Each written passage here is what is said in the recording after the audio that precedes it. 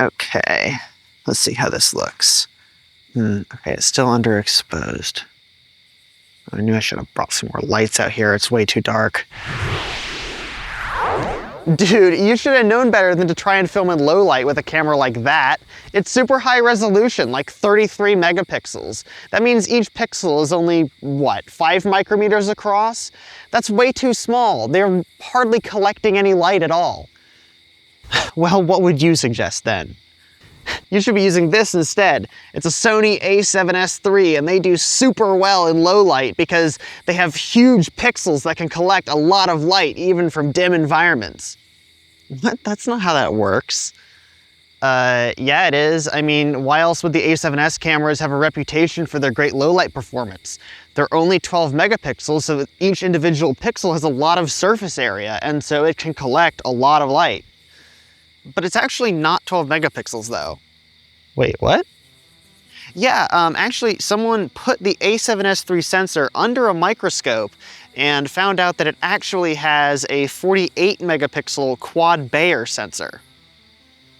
Wait, so that would mean it actually has a higher resolution than that other camera? Yep. So then, why does it do so well in low light? Well, how much time do you have? Oh wait, no.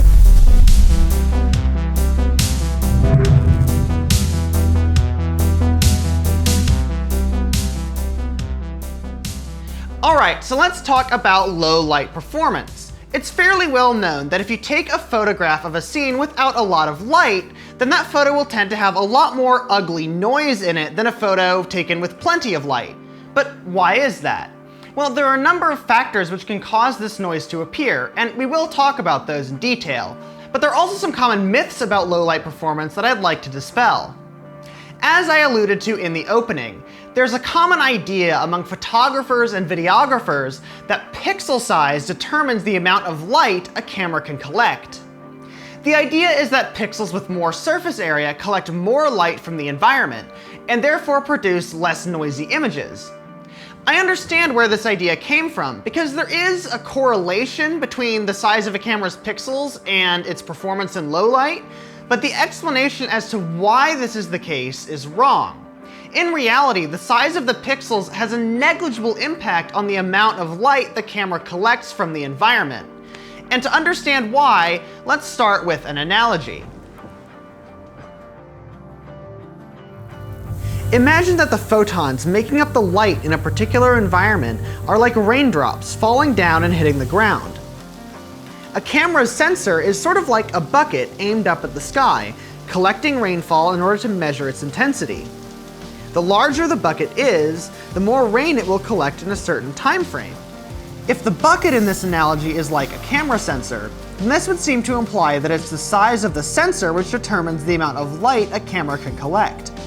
But this isn't quite right, because in the real world we don't leave our sensors exposed to the open air like this.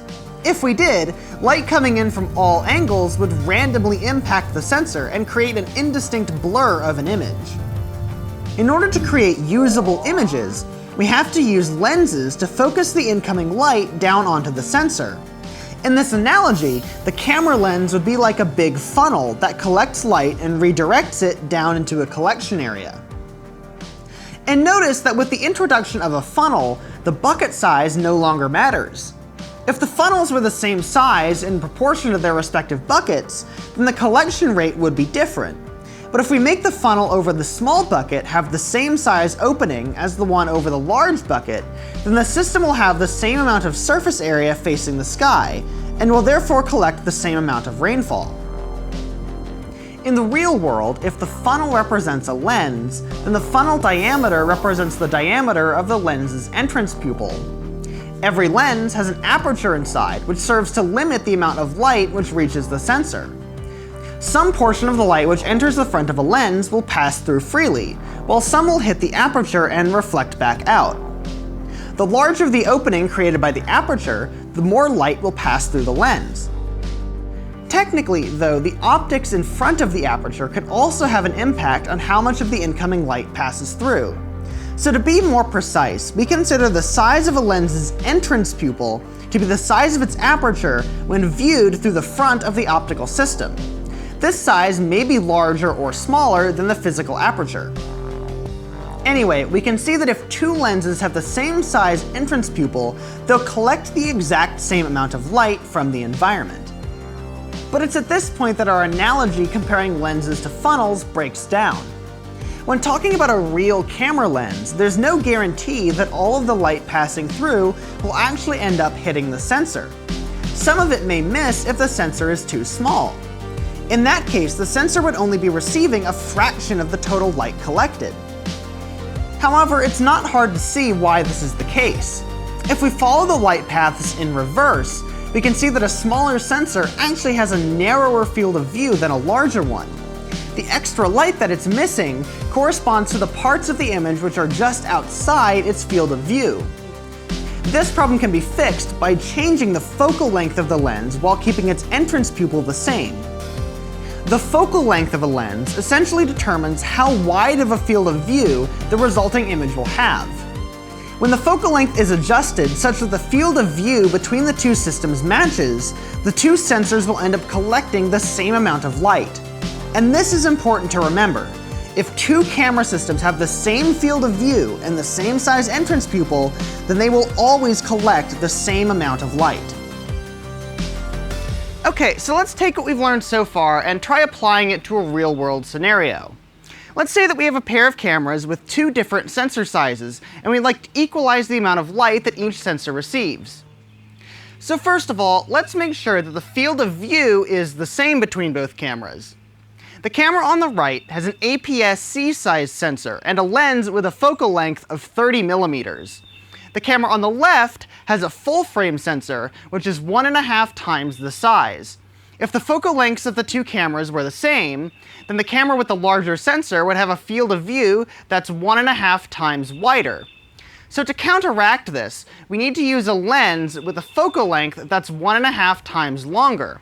In this case, 45 millimeters. Now we can see that both cameras have the same field of view, so we can turn our attention to the lens's aperture.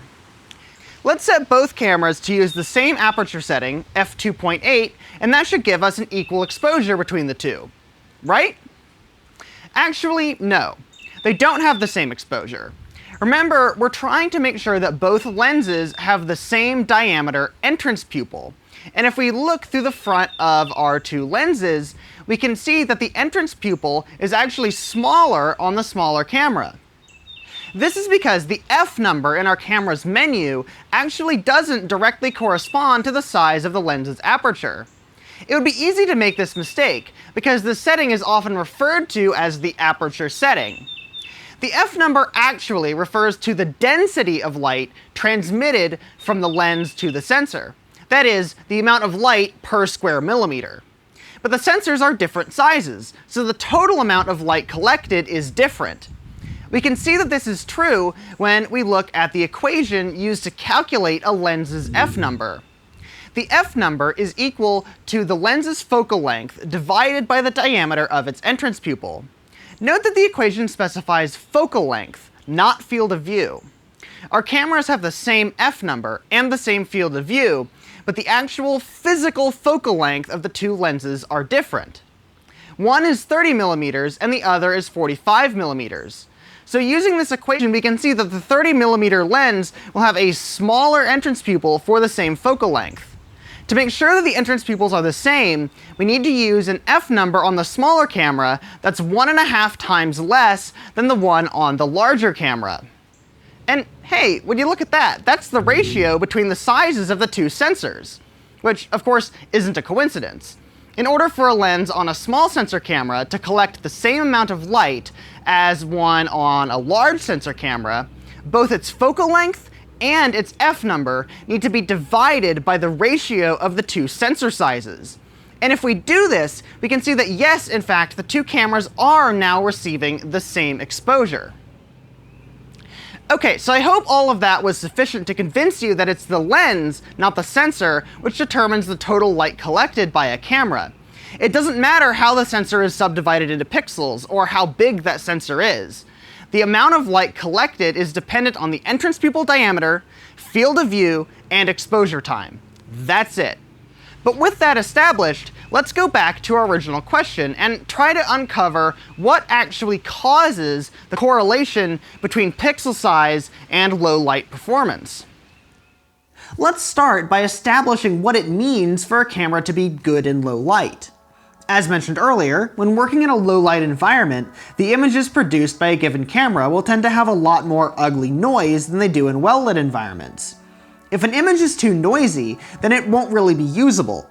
So for a camera to have good low light performance, it needs to be able to operate in darker environments and still produce images with acceptable levels of noise. So where does this noise come from? Well, in the realm of digital photography, noise comes from two main sources: shot noise and read noise. Let's look at shot noise first. In order to understand what shot noise is, we need to consider what light is actually made of. While light may seem smooth and continuous on human scales, in reality it consists of discrete packets of energy called photons. And to see how these photons can end up causing noise, let's look at another analogy. You may be familiar with demonstrations like this, depicting a pair of pendulums with ever so slightly different starting positions. At first, the motion of the two pendulums is quite similar, but over time, small differences are magnified until the two pendulums are following completely different paths. Similarly, particles of light may start out with similar positions and directions of motion, but over time the smallest variances will be magnified, and eventually it will be next to impossible to predict the path of any given photon. When attempting to estimate the amount of light that reflects off of a given surface, it may be intuitive to expect a smooth, even distribution of photons based on the positions of nearby light sources. But in reality, every surface is exposed to a chaotic shower of photons that are all following very different paths. So if we want to learn anything about the lighting of a particular surface, we have to approach it from a statistical perspective. The path of a single photon doesn't really tell us anything, but if we observe many different photons, then we'll eventually be able to build up a picture of what the lighting tends to look like on average. This is effectively what a camera's pixels do. They measure how many photons from a particular slice of the scene reflected towards the camera during the exposure. The value they record will be slightly random, but if the total number of photons collected is high enough, then a meaningful signal can emerge from the noise. To put it mathematically, the amount of noise in a pixel's measurement is proportional to the square root of the signal's total intensity. And consider the implications of this. Dark scenes aren't just noisy because of a camera's limitations. They're noisy because there just aren't that many photons bouncing around. So it's really hard to get a clear picture of what the image is supposed to look like. I mean, take a look at these military-grade night vision goggles that work by amplifying the ambient light in an analog way. They're still noisy because that's just the inherent nature of dark scenes. Shot noise like this is inescapable. It doesn't matter how good your equipment is. There will always be a certain amount of noise that can be attributed to the nature of light itself. Now, let's see what happens when we look at the shot noise recorded by a hypothetical large pixel camera compared to a camera with 4 times the resolution. So let's imagine that the value recorded by our large pixel is equal to the true signal value, S, plus or minus some amount of noise, which, as we established, will be proportional to the square root of the signal value. This noise is unpredictable and can either increase or decrease the value the pixel records. If the high-resolution camera has 4 times the resolution, then the same amount of light will be split among 4 pixels instead of 1. We can say that the small pixel's values are equal to a quarter of the signal captured by the large pixel, plus or minus a proportional amount of noise, so the square root of S over 4. When we downscale the image produced by the high-resolution sensor, the values from the 4 pixels are combined together. The signal values combine to the same value S as the low-resolution sensor, which makes sense, but we have to use a different approach to combine the noise values together. See, each of these noise values could be either positive or negative, so it's possible that the noise recorded by one pixel will slightly or entirely cancel out the noise recorded by another. To properly combine the noise values, we need to use a root sum square. That is, square each noise value, add them together, and then take the square root of the result. If we simplify this equation down, we can discover that the resulting noise level is in fact identical to the noise level of the low-resolution sensor. In practical terms, this means that if a high-resolution image is scaled down to the same size as a low-resolution one, their noise levels will be more or less identical. There's no disadvantage to shooting with a high-resolution sensor. A higher resolution sensor allows the user to trade resolution for noise performance in post. They could choose between a higher resolution with more noise and a lower resolution with less noise after the image has already been captured. But while high-resolution sensors experience the same amount of shot noise, that's only half of the equation. Remember, there's another kind of noise that we need to take into consideration: read noise. To put it simply, read noise occurs because the individual electronic components inside of the sensor are never going to be perfect. Essentially, all electrical components introduce small fluctuations in voltage due to things like environmental conditions and small manufacturing defects.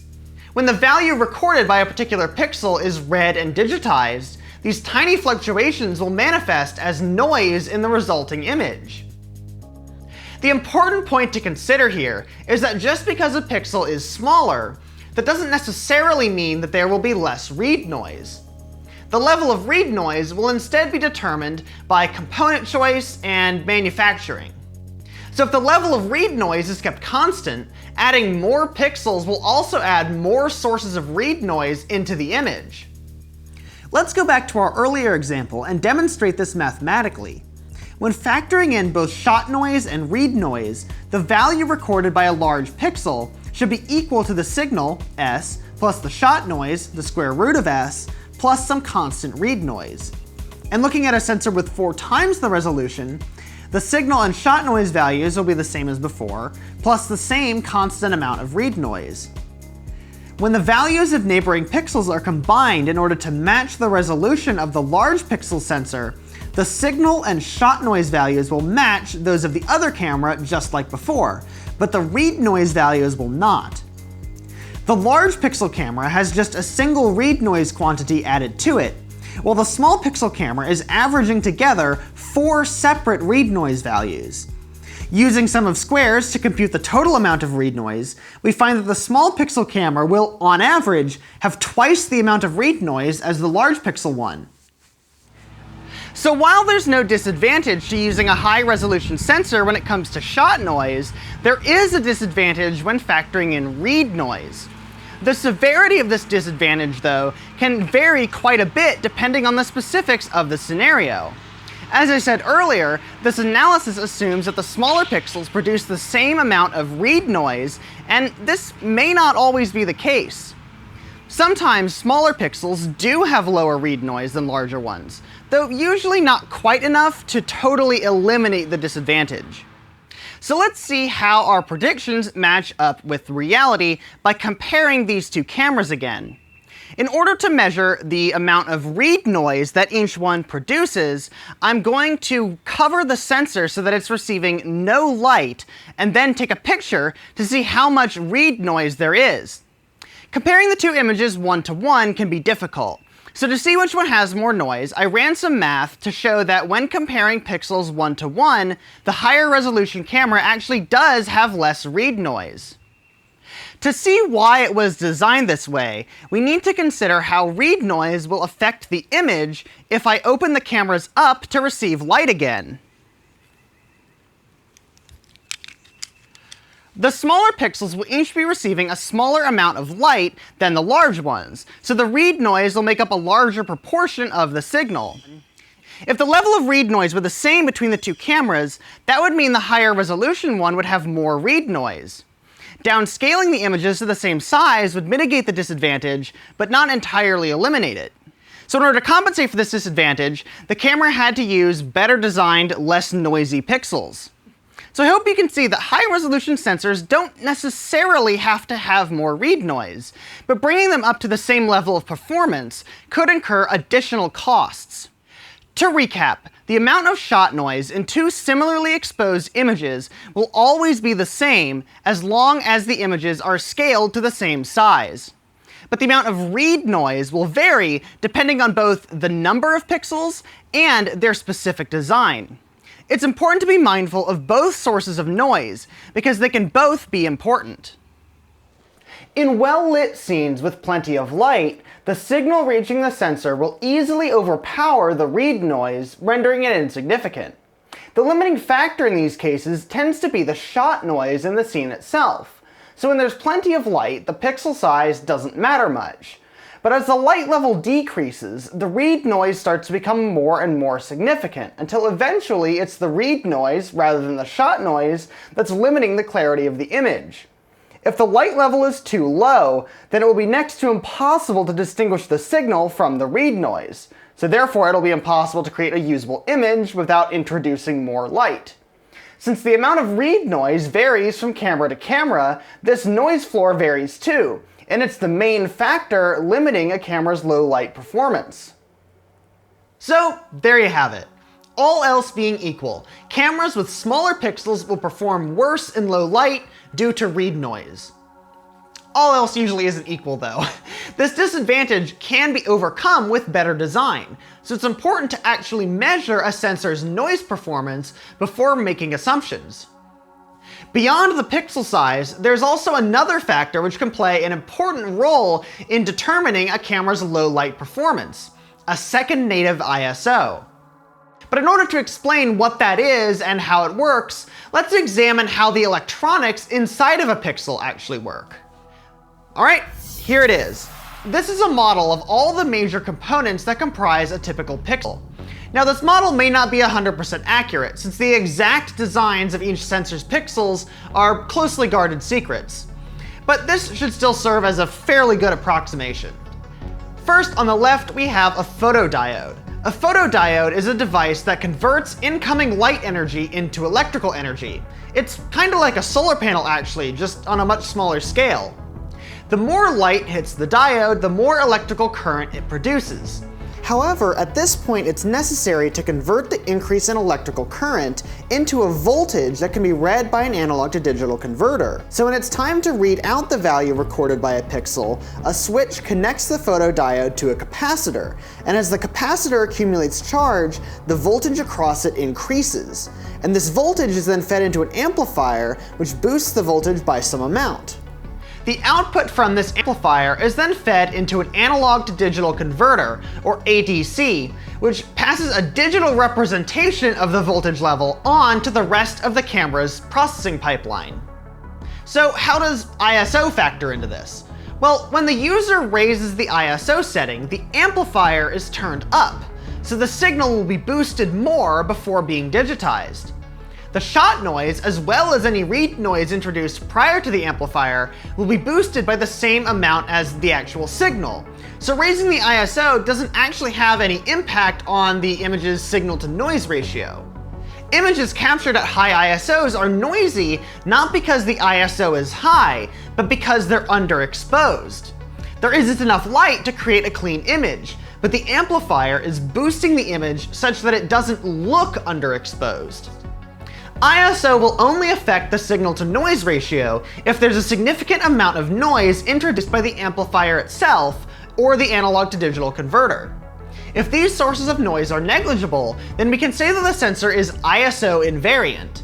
In this case, the noise levels would be the same regardless of whether an image was captured with a high ISO in camera or if it was captured at a low ISO and then the brightness was raised in post. Modern cameras tend to be fairly ISO invariant, though you may still run into situations where the ADC introduces a meaningful amount of noise, and boosting the signal prior to conversion can actually improve noise levels. There is something else you should know about ISO though. Keen-eyed viewers may have caught me in a bit of a lie earlier when I showed the two cameras with different sensor sizes having the same image brightness. Zoom and enhance!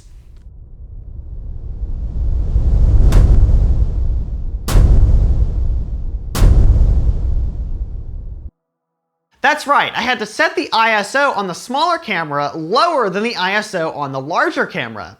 And this is because ISO values actually cannot be compared between different sensors. You might expect that ISO 100 on one camera would always be the same as ISO 100 on another camera, but that isn't the case. And to understand why, we need to talk about what these numbers actually mean. ISO stands for International Standardization Organization 4. Wait, that might be International Organization for Standardization. This name is profoundly undescriptive, so to know where these values come from, we have to take a look at a bit of history. Back in the day, different film stocks had different inherent sensitivities to light, which kind of matters when trying to achieve proper exposure, so most stocks had their sensitivities measured by either the ISO or another organization like the ASA, who would provide a number that represented the stock's level of sensitivity. Higher ISOs meant more sensitive film stocks, and these values could be used to decide what kind of stock was most appropriate for a given situation.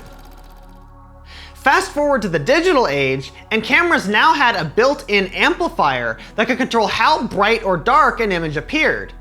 And just like higher ISO film stocks produced brighter looking images in dark scenes, turning up the amplifier in a digital camera had the same effect. So although the mechanism was entirely different, the amplification setting was called the ISO setting, so that photographers used to shooting on film could better understand what it did. And although this is a bit of a misnomer, the name stuck around. Some cameras refer to the amplification setting as the exposure index, but most still call it ISO. Every camera has a base or native ISO, which corresponds to when the amplifier is set to its minimum intensity, and the values can be raised proportionally from there. But just like with film, different digital sensors can also have different native sensitivities even before factoring in the amplifier. So if different cameras can have different sensitivities at their base ISO, how do manufacturers decide what number to use when labeling the base ISO in the menu? Well, unfortunately, that decision can be kind of arbitrary. Manufacturers may choose to find a film stock with a similar sensitivity to the camera and set its base ISO to match that film, but they're also perfectly free to just choose a totally arbitrary value. Since digital sensors and film stocks are fundamentally different, it isn't wrong to define a sensor's base ISO arbitrarily. All this is to say, just because two digital cameras are set to the same ISO number, that doesn't mean that their sensitivity to light is the same. These two cameras are receiving the same amount of light, and their ISOs are set to the same value, and yet one of the images looks significantly brighter than the other. In this example, the manufacturer has decided that the base ISO should always be called ISO 100, even though these cameras have inherently different sensitivities. Since we can't rely on the ISO number to tell us how sensitive a particular camera is to light, then how can we figure that out? Well, determining a sensor's true light sensitivity requires knowing how many photons must hit a given pixel in order for the signal value to reach a certain level. The smaller sensor is receiving the same number of photons, but that light level corresponds to a higher signal value because the sensor has a higher native sensitivity. So what is it in the pixel design that determines its native sensitivity? Well, there are a few factors that can play a role, but the biggest contributor is the capacitor right here. Remember, the photodiode collects photons and uses them to charge up the capacitor, and then the resulting voltage across it determines the signal value. And one of the properties of capacitors is that the voltage across them is related to both the stored charge and its maximum capacity. The maximum capacity, measured in farads, is equal to the current amount of charge stored divided by the current voltage across the capacitor. Rearranging this equation, we can see that the voltage, and therefore the signal value, is equal to the stored charge divided by the total capacity. What this means is that different capacitors can give different output voltages for the same charge level. Assuming the photodiode always collects and transfers the same amount of charge to the capacitor, the signal value will be inversely proportional to the total capacity. If one circuit has a capacitor of half the size, it'll produce a higher signal value for the same light level. This means that a more sensitive circuit will require less amplification to achieve acceptable brightness for a certain light level, and therefore the read noise will be less significant. Shot noise would still play a role, but at low light levels, it's usually the read noise which is more of a concern. So then why aren't all sensors designed for the maximum possible sensitivity for solid low light performance? Well, there's a trade-off, of course. Smaller capacitors will make the sensor perform better in low light, but they'll also fill up quicker, meaning that brighter scenes will clip much earlier. The choice of capacitor, therefore, is a delicate balance between low light performance and normal light performance. Ideally, we would want a sensor that can perform well in low light while also being able to capture well-lit images without clipping. Maybe we can't achieve that with a single circuit, but what if we did this? Here we have two capacitors, one large and one small, and a gate to switch between them. In normal light, we can open up the lens's aperture to allow as much light in as possible, and then use the larger capacitor to capture this signal without clipping.